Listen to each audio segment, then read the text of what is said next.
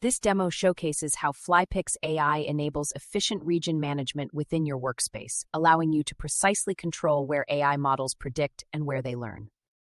In this walkthrough, you'll learn how to create regions, configure inference and training behaviors, divide work across teams, apply AI models to specific areas, and optimize credit usage. In the Regions section, you'll find two main options. Let's start with regions of interest. This allows you to define and draw custom boundaries around specific areas in the imagery where you want to focus your analysis or workflow. Now select an appropriate tool to create a region of your interest. You can draw a standard bounding box, create an oriented region for angled areas, or use the polygon option to define a custom-shaped boundary. Now draw a boundary around the area of your interest.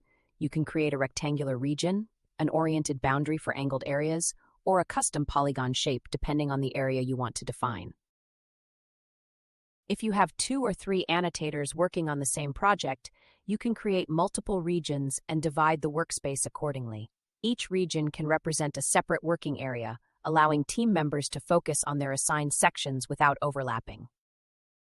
Right-click on the selected region, and a configuration panel will appear, allowing you to adjust its settings, rename it, and define its behavior.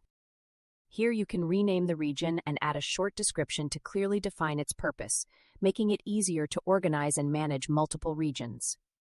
If you want to assign a different color to a region, click on the color drop-down in the Region Settings panel. Then select the desired color to visually distinguish that region within the workspace. You can also review region details such as the total size in megapixels and the centroid coordinates, which indicate the geographic location of the selected region.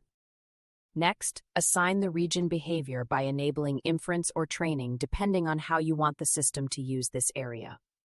You can directly create an inference region by selecting the inference option and then drawing the boundary on the map. Now create a region by drawing a boundary around the area you want to define on the map.